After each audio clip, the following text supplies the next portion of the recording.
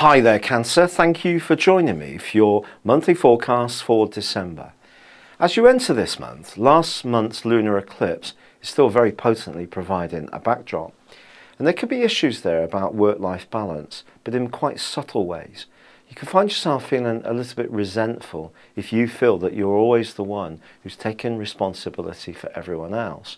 If you've done this uncomplainingly in the past, is it because you're not delegating enough? You actually, in a way, want to have a bit more control, and you're realising there is a downside to this. And I think one of the lessons of December for you is to try to achieve much better balance in your closest relationships.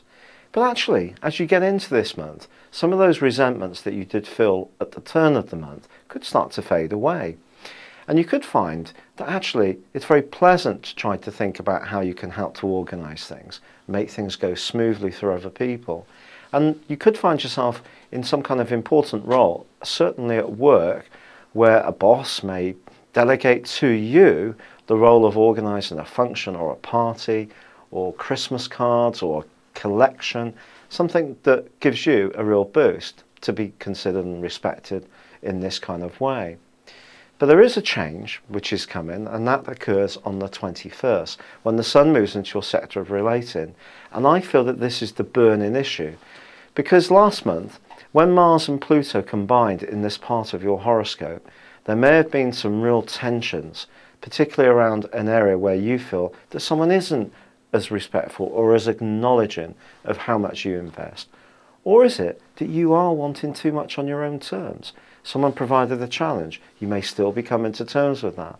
But you have a chance to go through this whole process again, but come out of it in a much better way, as the Sun combines with Pluto in the last few days, last week of this year and this month. So if you do have an opportunity to let go of something, let someone else take the strain, or you ask them to, make it more clear about your needs, then things can start to flow in a more mutual way. But if you just harbour a load of resentment and don't actually say how you feel, that's actually not going to be particularly healthy. Now, Mars is also going to be moving, and it's going to be moving into what's known as your 8th solar house. That occurs from the 27th. So in the last few days of this month, you might start to think very seriously about financial issues, especially if you're more an entrepreneurial type of person. And it's true to say, with Jupiter and Uranus also forging a great link with Mars as the year comes to a close, do try to think outside the box. I do feel that it's possible that over the last couple of years you felt that your working situation has been quite unpredictable, and it seemed other people have always been shifting the ground rules. And that's been quite tough going, particularly if you feel that you've got no option but to keep your head down and go along with what the bosses or the organisation requires. But that may have also engendered in you the sense of how you can change things for yourself.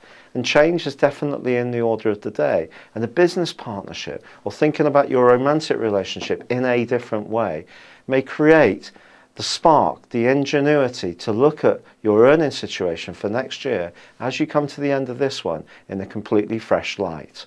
I'd like to wish you a very happy Christmas and a happy New Year, and goodbye for now.